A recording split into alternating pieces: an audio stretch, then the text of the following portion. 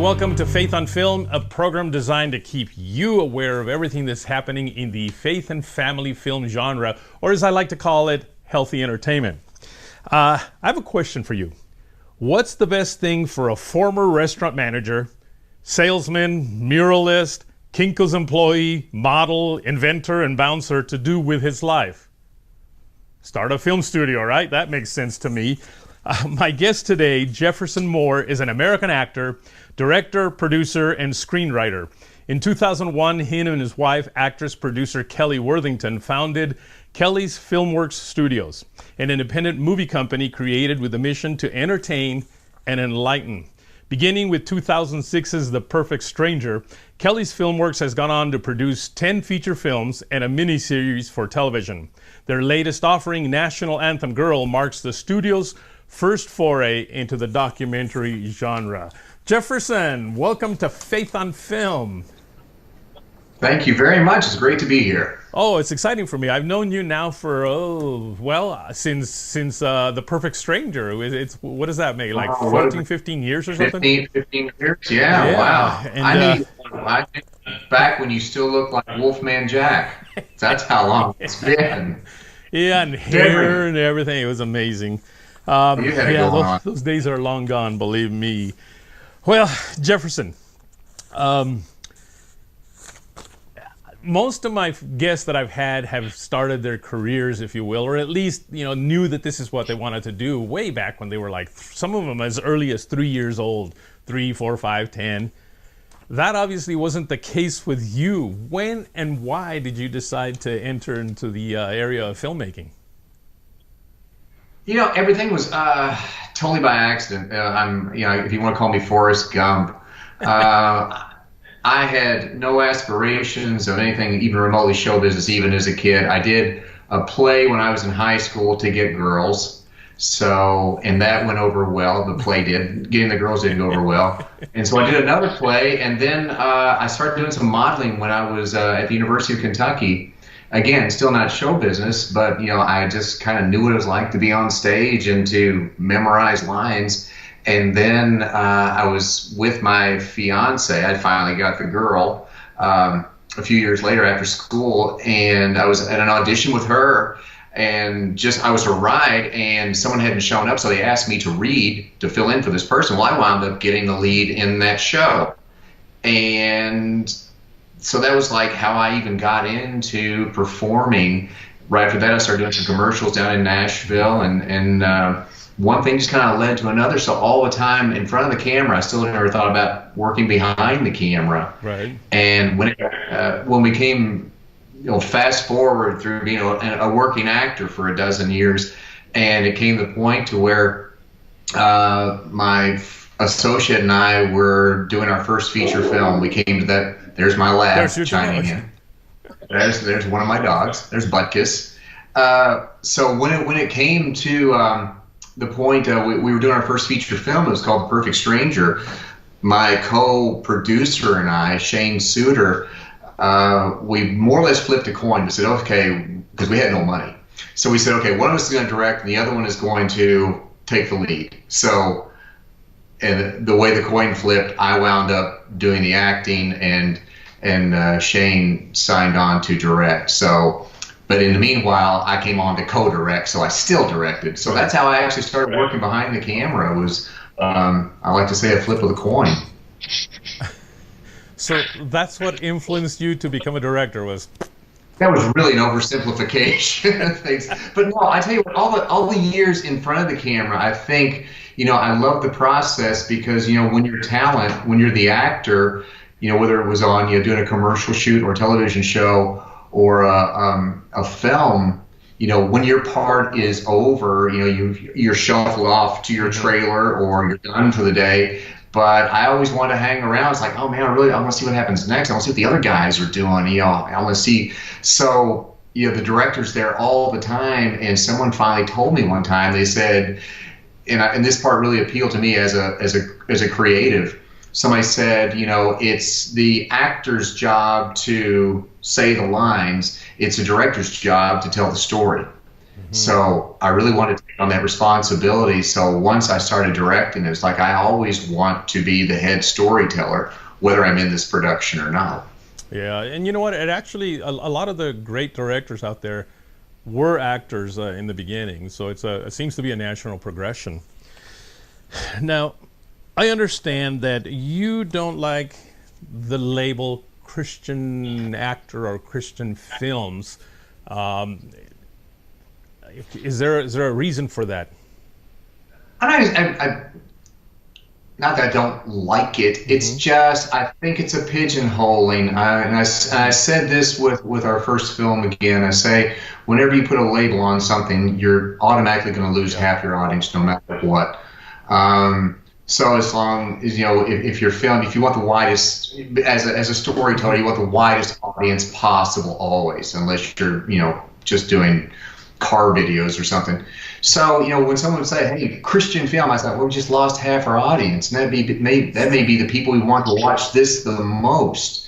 At the same time, I like inspirational a lot better because that has got a lot more latitude to it. And, another thing is in the nicest way possible, the term Christian films doesn't always point to a quality product that people can look forward to or that you would really want to have yourself associated with. A lot of times Christian film means, hey, you're in for some poor production values, some bad acting, and some ham-fisted religiosity, and we've never subscribed to making films with any of that. So it's how you take it. A good example I like to use is Tony Dungy, who I think is one of the greatest men, on the forefront today and in media. And nobody ever says, Christian football coach Tony Dungy. They say Hall of Fame NFL coach Tony Dungy, and they don't say he coaches Christian football. They say he coaches in the NFL. And and if you hear Tony Dungy speak, and if you see him do a broadcast, you know what kind of a person who he is, and you know who he belongs to and who he represents. He doesn't need a label. And I think when I, as an actor, as a director, as a writer, as a filmmaker, when I don't need that label, then okay, I'm on the right track. When people know who I belong to, not because I have the Christian label on me, but because of the way I act and the way I tell stories. I'd rather be known by that than have somebody fix a label to me. Well, that's true, because interestingly enough, you don't say that's a Christian baker, that's a Christian, even in food, you don't say, is this a Christian, can of beans, or is this not a Christian can of beans? So why we attach those labels, I'm not really sure.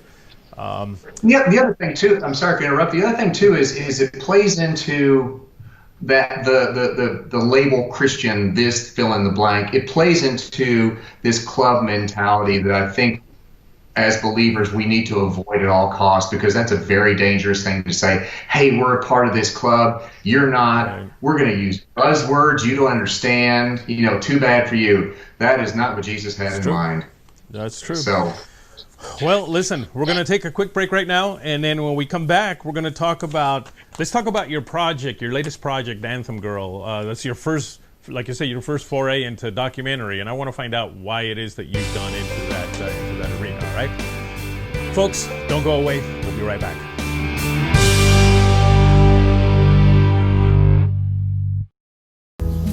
Got a postcard from the grandkids. They went to the Ark.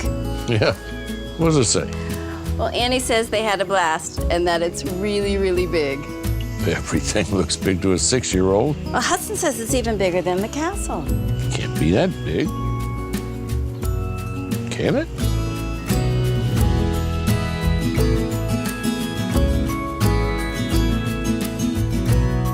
Go ahead.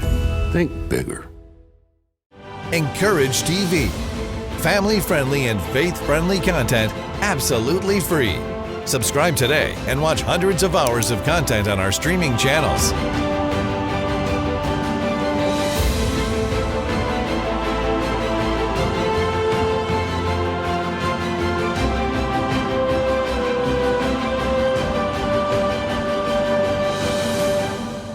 Visit encouragetv.com today.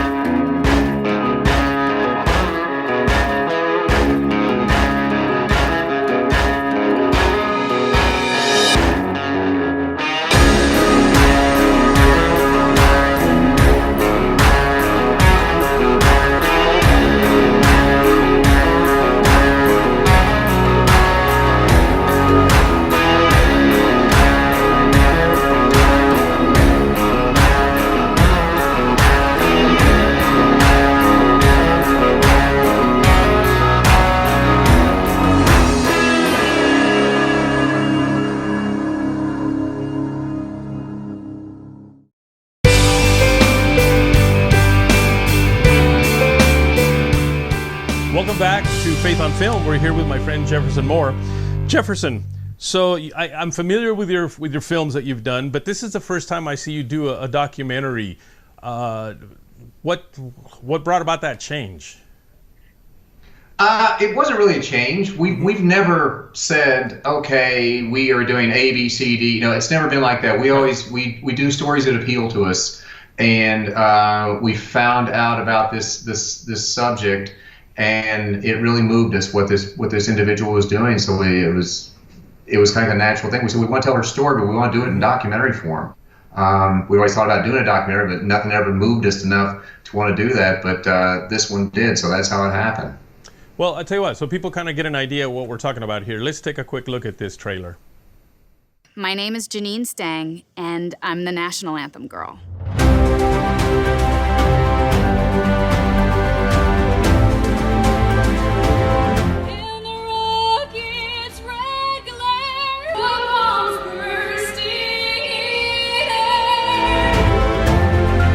Nobody's ever sung the National Anthem in all 50 states.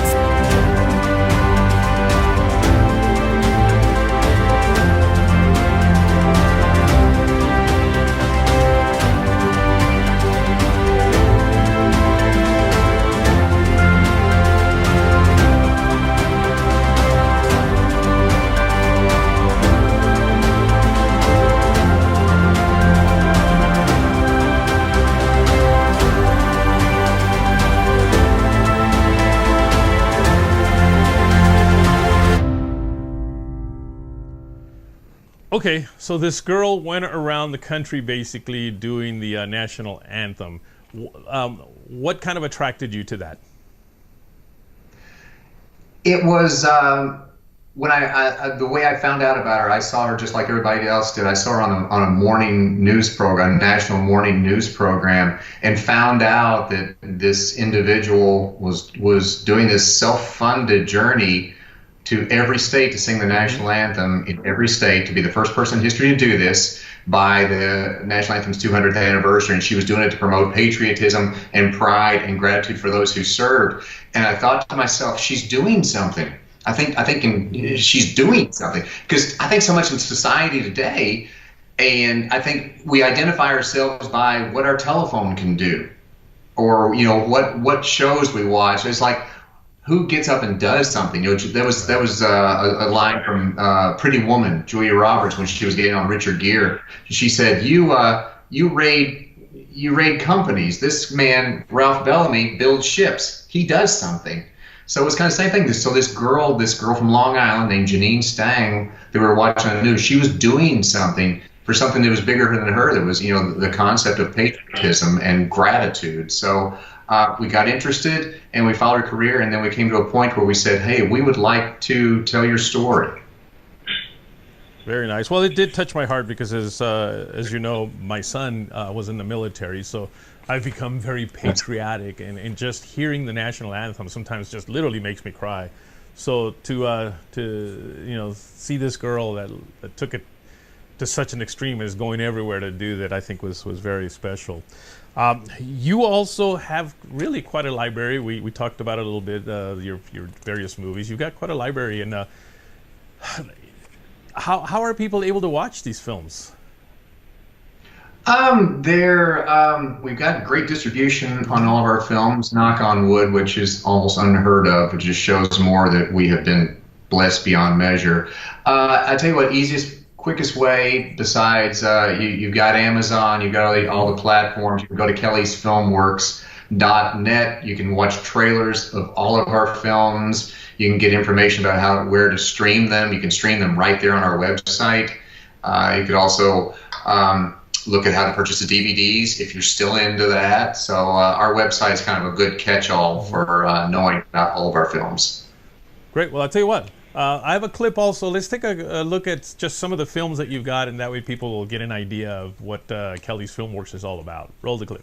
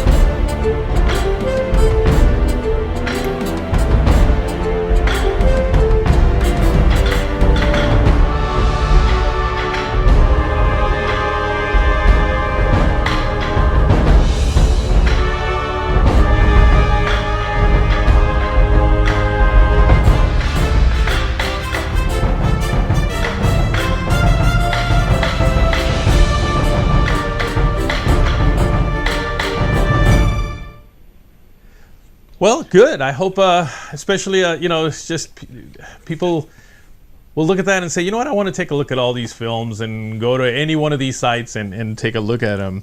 But I'll tell you what, we're going to take another quick break here, and when we come back, let's talk about future projects. As I imagine you're not done with Anthem Girl. You probably have quite a few other things up your sleeve, right? Always. Always. Folks, don't go away. We'll be right back.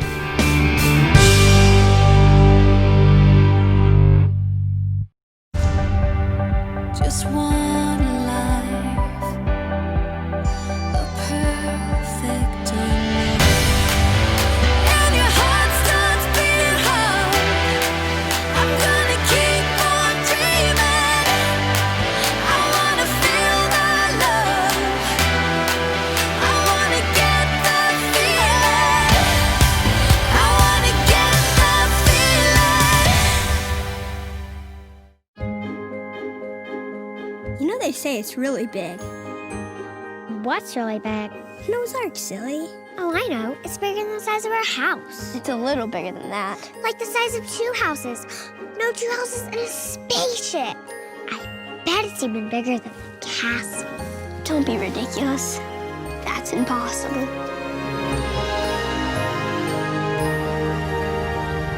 This summer, think bigger.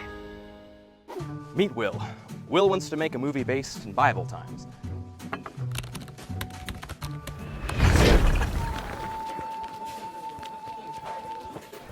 No, maybe a Western.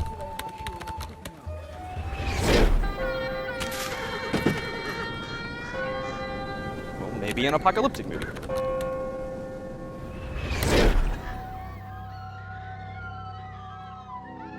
A biblical era apocalyptic Western? That would be so original. But Will needs some sweet sets to bring it to life, and Will is 25,352 miles away from any of those sweet, sweet sets. Or so he thinks. Fortunately for Will, there is a solution. Introducing Capernaum Studios, your ticket to realistic locations and everything else you need to bring your period-accurate story to life. Book a tour today, like Will, who is, yet to leave.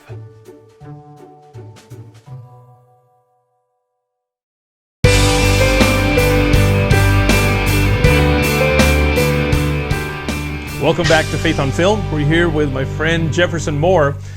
Now, Jefferson, one of the things that I always liked about you, by the way, is the way you portrayed Jesus. Because that first movie that I've learned of you was you being Jesus, but in a modern in a modern day. And I loved the way you made Jesus so relatable. and I believe after that movie, you've actually done several more with the same character, and even did a series, right? Can you tell us a little bit about that? Well, yeah. The Jesus portrayal from that first film was A Perfect Stranger. It was based on a novel by David Gregory that was on the New York Times bestseller list, and so we had great success with The Perfect Stranger, and thanks partly into you. And we also did 2 books after that, which were sequels to The Perfect Stranger, and then we had the good fortune of working with you somewhat on the series, where we kind of took the concept from the books to a 30-minute ongoing thing. We call it a mini serial because it wasn't really a series and it wasn't really a mini series. So we came up with the term mini serial. But yeah, so and those the Perfect Stranger films, those tend to be our more evangelical films. When I said, we really don't label. Those are a little bit more evangelical in nature. But I still, that first Perfect Stranger, we never marketed it at first as an evangelical film. We thought it was totally art house film. It's just with a historical figure debating his own existence with an attorney. We thought, what's more art house than this? So, but a wide audience really appreciated it. In fact, before I got on here, I just read an email from a lady in the UK who had just seen The Perfect Stranger this morning. Wow. And wrote me an email about it. 15 years later. 15 years later, yeah. So, it's been great. So those portrayals, I really like the people responded to what we did with them. So what is next then for Kelly's Filmworks? Is there more Perfect Stranger type movies? We've got a couple of things. One thing we've got in the hopper, not really on slate because everything is really shut down right now. Yeah. Who knows when things are going to start up again. We're looking at doing a remake of that first Perfect Stranger film. That was 15 years ago, as we've stated. Actually, a little bit more than that when we actually started the project. So we're looking at doing a remake on that with just a lot of new things, and not just a rehash, but doing that. We're also looking at a civil rights, a true crime drama. We started doing some, I don't want to say exploratory on it, but we've kind of started the ball rolling in that direction with a true crime drama. Well, I want to share something about The Perfect Stranger, which I think I may have shared with you. I'm not sure, but I know our audience, I think, will appreciate this. I played The Perfect Stranger on Trinity Broadcasting Network, and usually we did get ratings for the programming that we would put on there. But even more so, also, we would get letters. So people would write in and they would say something about the program they saw. So first of all, when I played it, the ratings pretty much went through the roof compared to almost all the other programming that TBN had. Movies always did better, but I know The Perfect Stranger had done really well. But most impressive was the emails and actual physical letters that came in. Most of the time after a program, then they might get, 10 letters, 15, 20, 35, whatever. After The Perfect Stranger, we got literally thousands of letters and emails that came in, commenting about how much they had enjoyed watching The Perfect Stranger and asking when we were going to play it again. So that's why I knew that the serial, how do you call it, mini serial, was going to be a big hit. Serial. Yeah, was going to be a big hit because people really liked it. Yeah, people. Well, thanks very much. I really appreciate it. It's we had no idea it was going to be that big. Yes. When we did it again, we've kind of stuck with the same mantra and mission since then. We had no idea how big it was going to be. We just knew it was a good story, well told, and we wanted as many people to see it as possible. And that's what we've done with all of our films. That's great. Like I said, we never imagined that movie of two people in a restaurant was going to catch on the way it did. I mean, I even had my own doubts, like, could I watch this? But I'm glad I was wrong. Yep, you were wrong. Well, listen, again, remind us how we can get a hold of you, how people can follow you and just keep up with what you're doing. Yeah, go to kellysfilmworks.net. There's a lot of trailers to look at there, information on how to actually watch the films. You can get in touch with us through there. There's all our contact information there. We'd love to hear from people. We'd love to hear from people all over the world that appreciate these stories. Fantastic. Well, thank you for being with us today. And I'd been wanting to get you on the program for quite some time now, and I'm glad we finally made it work. All right? I hope I've earned the privilege of your time. Oh, man, it was fantastic. Folks, don't go away. We'll be right back.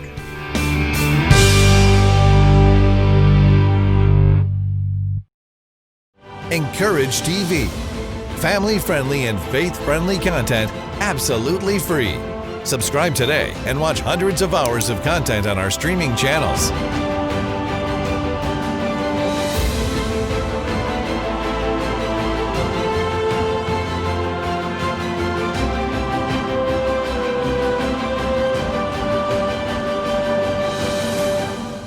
Visit encouragetv.com today. Where, madam, do you get your facts? Tis in your journal, sir. Tis all in your journal. Some would have you to believe today that all of this is the work of chance and not that of divine providence. Good morning, Major Washington. His Lordship said that you are to insist that the governor send you with a letter addressing Mr. Christopher Gist. They butchered him in front of his wife and children so that no provincial nor Indian not loyal to the French would dare venture to go where you and the governor would have us go. Many in the House believe your trip to the French Commandant to be theatrics, to induce public sentiment both here and abroad for war. How, George, do you respond to this indictment that some would say to be unreasonable reasoning in the age of reason? Sir, be the very consequence if the boy dies in the wilderness. He led us into Ottawa territory. That Indian will find his brothers and they will hunt us down. You eat and you think like a boy. What is your name, madam? To you, my dear boy, I am simply Sally. Say your goodbyes, Major. Today, Mr. Gist, we are not only emissaries of the crown, but ambassadors of the divine. We shall cross, and without delay.